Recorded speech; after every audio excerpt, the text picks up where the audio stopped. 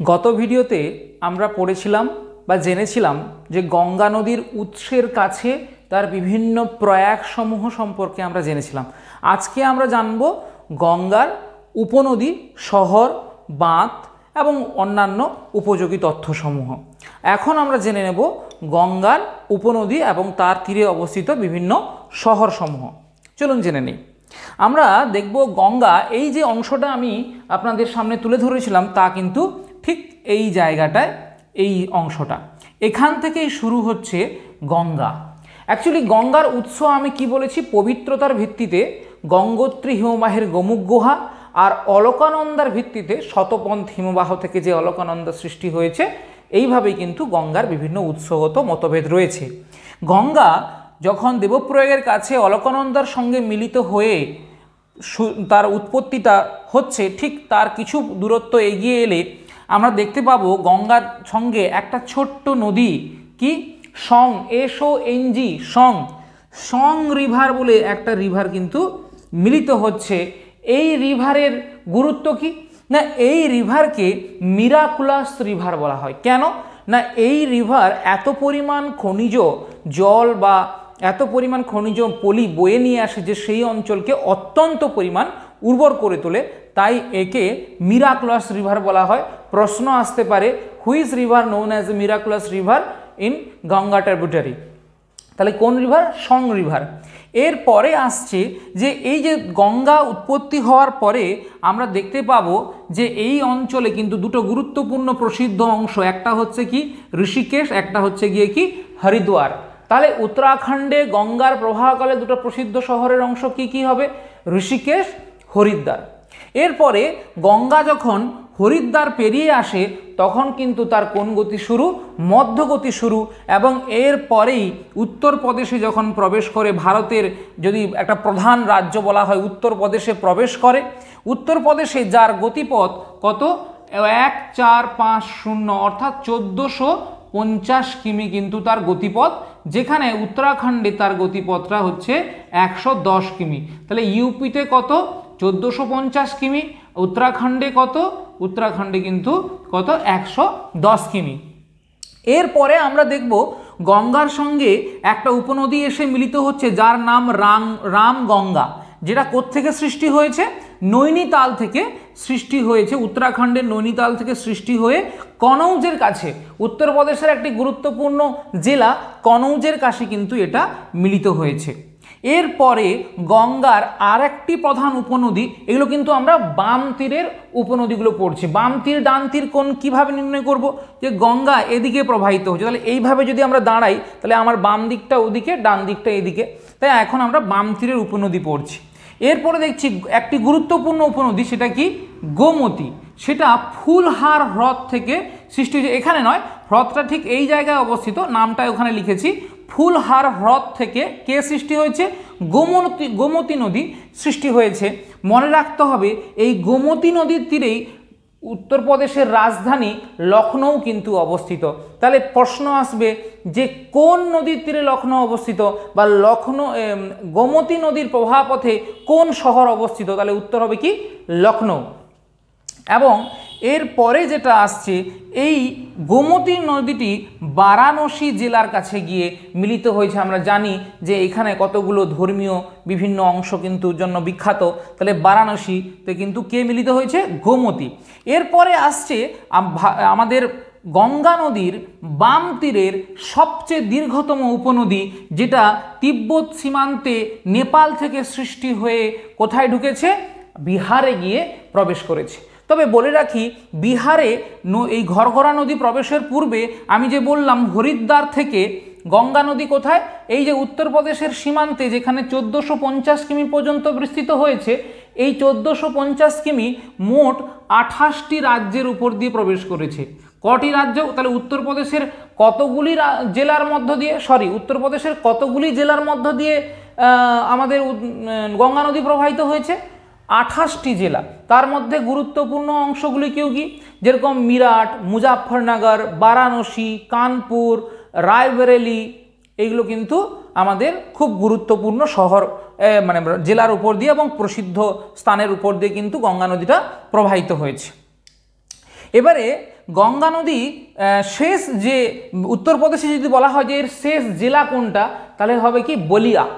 বলিয়া হচ্ছে উত্তরপ্রদেশের শেষ জেলা।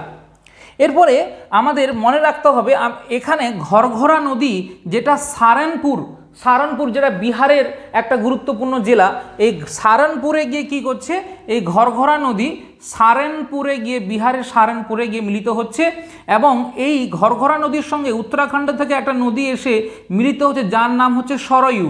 এই সরয়ু নদীর পাশেই কিন্তু অযোধ্যা, আমাদের রাম মন্দির যে তৈরি হয়েছে, সেই অযোধ্যা মন্দিরটা কিন্তু কোথায়, সরয়ু নদীর পাশে। প্রশ্ন আসতে পারে অযোধ্যা স্থানটি কোন নদীর পাশে অবস্থিত, সেটা হচ্ছে গিয়ে সরয়ু, বা সরয়ু নদীর পাশে একটি গুরুত্বপূর্ণ শহর কোনটি, অযোধ্যা। এরপরে আমাদের নেপালের থেকে সৃষ্ট আর একটি গুরুত্বপূর্ণ নদী যা এই ঘরঘরার সঙ্গে মিলিত, সেটা হচ্ছে রাপ্তি। এবং তার পরের বাম তীরের উপনদী কোনটা, গণ্ডক। যে গণ্ডকী সেও নেপাল থেকে সৃষ্টি হয়ে বিহারে গিয়ে মিশেছে। তবে মনে রাখতে হবে আমাদের এই যে গণ্ডক এবং ঘরঘরা নদীর মাঝে বিহারের রাজধানী পাটনা, ঠিক কোথায়, এইখানে এই জায়গাটায় কি রয়েছে, বিহারের রাজধানী পাটনা। নদীর মাঝখানে আমি চিহ্নিত করলাম যাতে সহজে জায়গাটাকে মনে রাখা যায়, কিন্তু এটাকে আমরা নদীর উপর তো আর পাটনা নয়, পাটনার পাশ দিয়ে প্রবাহিত হয়েছে।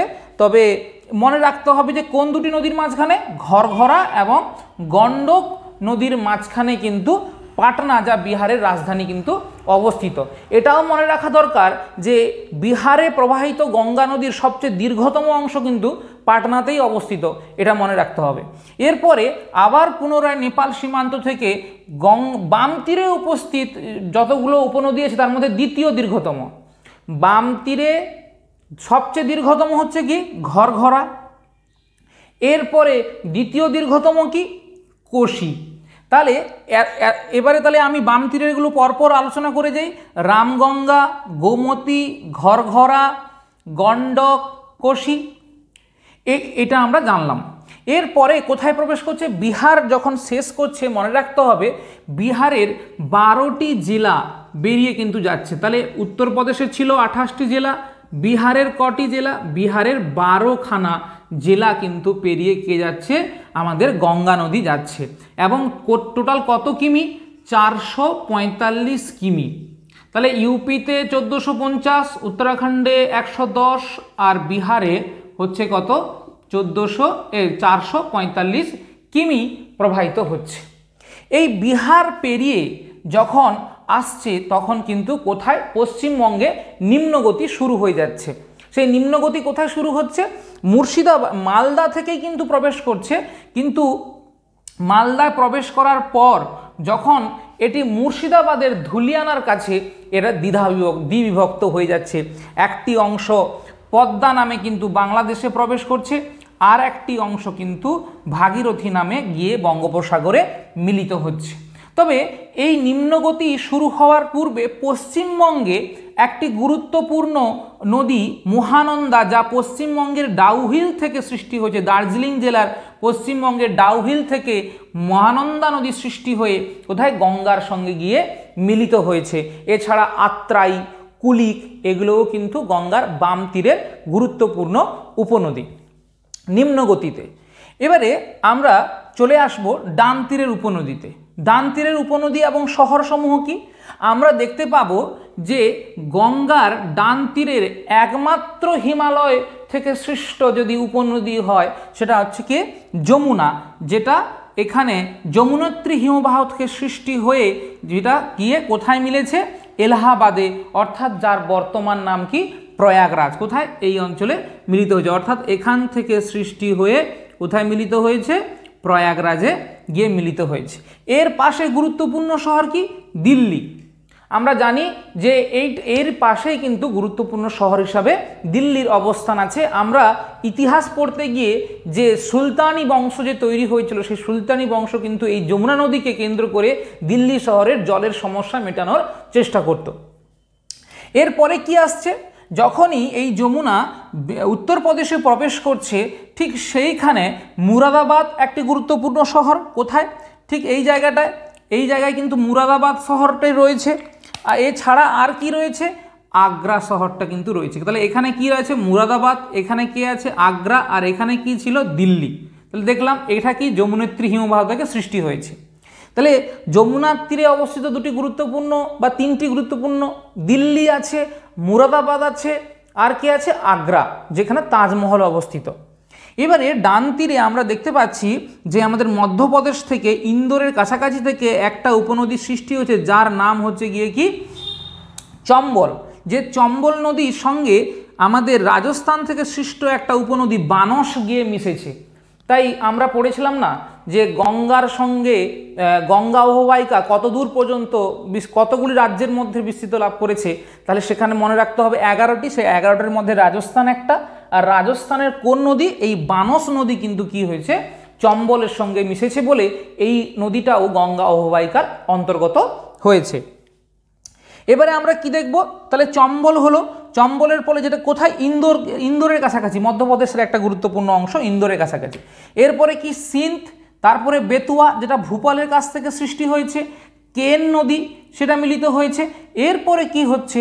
মধ্যপ্রদেশ ছত্তিশগড়ের সীমান্তে সৃষ্ট অমরকণ্টক থেকে সোন নদী সৃষ্টি হয়ে কি করেছে? আমাদের বিহারে গিয়ে মিলেছে, এবং সেখানে রিহান্দ নামে একটা উপনদী গিয়ে মিলেছে, যেখানে রিহান্দ বাঁধও সৃষ্টি হয়েছে। মনে রাখতে হবে এটা কিন্তু উত্তরপ্রদেশে। বোঝাতে পারলাম? তাহলে ডান তীরের প্রধান উপনদীগুলো কি কি? যমুনা পড়লাম, যেটা ডান তীরের দীর্ঘতম উপনদী এবং সর্বোপরি গঙ্গার দীর্ঘতম উপনদী। এরপরে কি পড়লাম? চম্বল পড়লাম, সিন্ধ পড়লাম, বেতুয়া পড়লাম, কেন পড়লাম, সোন পড়লাম। এবারে সোন হচ্ছে ডান তীরের দ্বিতীয় দীর্ঘতম উপনদী। তাহলে কতগুলো উপনদী পড়লাম? দৈর্ঘ্যের ভিত্তিতে প্রথম যমুনা, তারপরে ঘরঘরা, তারপরে কিন্তু কোশি, তারপরে হচ্ছে সোন। কিন্তু ডান তীরের মধ্যে ফার্স্ট যমুনা, দ্বিতীয় হচ্ছে সোন, এরকম ডান তীরের বাম তীরের করে কিন্তু প্রশ্ন আসতে পারে। তাহলে হলো, এরপরে আসছে আমরা কি দেখব? যে আমাদের ডান তীরে নিম্নগতিতে কতগুলি গুরুত্বপূর্ণ উপনদী কি কি? আমরা দেখতে পাবো দামোদর, যা বাংলার দুঃখ নামে পরিচিত, যা গঙ্গার নিম্নগতিতে কি হয়েছে? মিলিত হয়েছে। এছাড়া ময়ূরাক্ষী, রূপনারায়ণ, সেগুলোও কিন্তু আমরা দেখতে পাবো যে গঙ্গার ডান তীরে উপনদী হিসাবে মিলিত হয়েছে। এছাড়া গঙ্গা যখন দুবিভক্ত হয়েছে, আমি বলেছি আগে, একটা পদ্মা নামে এবং একটা কি নামে? ভাগীরথী নামে বঙ্গোপসাগরে মিলিত হয়েছে। কিন্তু বঙ্গোপসাগরে মিলিত হওয়ার পূর্বে বদ্বীপ এলাকাতে, মানে এই সমস্ত স্থানে কিন্তু বিভিন্ন ভাগে ভাগ হয়ে যখন মিলিত হয়েছে, সেখানে কিন্তু কি অনেকগুলো নদী আছে, ইছামতি, মাথাভাঙা, চূর্ণী, বিভিন্ন নাম কিন্তু নিয়ে এখানে অনেকগুলি শাখা নদী আমরা দেখতে পাবো। তাহলে আমরা গঙ্গার পাশে থাকা বিভিন্ন কিন্তু গুরুত্বপূর্ণ শহরগুলো জানলাম, যেরকম যমুনার পাশে দিল্লি, মুরাদাবাদ, আগ্রা, এখানে এলাহাবাদ, যেখানে আমরা দেখলাম যে কনৌজ রয়েছে, রামগঙ্গা কাছে অযোধ্যা সরয়ূ নদী, গোমতীর পাশে আমরা দেখলাম যে লখনৌ আমরা দেখতে পেলাম, এবং আমরা গণ্ডক এবং ঘরঘরার পাশে পাটনাকে দেখতে পেলাম। কিন্তু পশ্চিমবঙ্গে কোন কোন গুরুত্বপূর্ণ শহরগুলো আছে? মনে রাখতে হবে মুর্শিদাবাদের কাছে, মালদা মুর্শিদাবাদের কাছে যে ফারাক্কা ব্রিজ কিন্তু আছে। তাছাড়া মুর্শিদাবাদের যে জেলা সদর বহরমপুর এখানে আছে, নদিয়ার কৃষ্ণনগর এখানে আছে, এছাড়া হাওড়া, হুগলি, কলকাতা, এগুলো গুরুত্বপূর্ণ শহর কিন্তু আমাদের নিম্নগতিতে গঙ্গার পাশে অবস্থিত। জানলাম। এবারে আমরা জানব গঙ্গার পাশে গঙ্গা নদীর উপর সৃষ্ট বিশেষ বাঁধ সমূহ। তাহলে এখানে বাঁধ বলতে কার কার উপর বাঁধ আছে আমরা বাম তীরে দেখে নিব। প্রথম দেখব ঘরঘরা নদীর উপর বাঁধ, যেটা উত্তরপ্রদেশে রয়েছে, যেটা মূলত জলবিদ্যুৎ আর কি বন্যা বা সেচ কার্যে বিশেষত ব্যবহৃত হয়। গণ্ডক, যেটা উত্তরপ্রদেশ এবং বিহারের যৌথ উদ্যোগে তৈরি হয়েছে। প্রশ্ন আসতে পারে গণ্ডক নদী যেহেতু বাঁধটা গণ্ডক নদীর উপর সৃষ্ট, এটা প্রশ্ন করবে না। প্রশ্ন করবে গণ্ডক বাঁধটি কোন দুটি রাজ্যের যৌথ উদ্যোগে সৃষ্টি হয়েছে। তাহলে কিন্তু মনে রাখতে হবে গণ্ডক বাঁধটি উত্তরপ্রদেশ এবং বিহারের যৌথ উদ্যোগে সৃষ্টি হয়েছে। এছাড়া কোশি নদী, কোশি নদী কি? কোশি নদীর উপর যে বাঁধটা সেটা কিন্তু সবথেকে বেশি গুরুত্বপূর্ণ হচ্ছে বন্যা নিয়ন্ত্রণের জন্য। এই কোশি নদী কিন্তু পুরো বিহারের দুঃখ, কারণ এই বিহারকে পুরোপুরি বন্যায় প্লাবিত করে দেয়। কে নদী? কোশি নদী, তাই একে বিহারের কি বলা হচ্ছে, দুঃখ বলা হচ্ছে।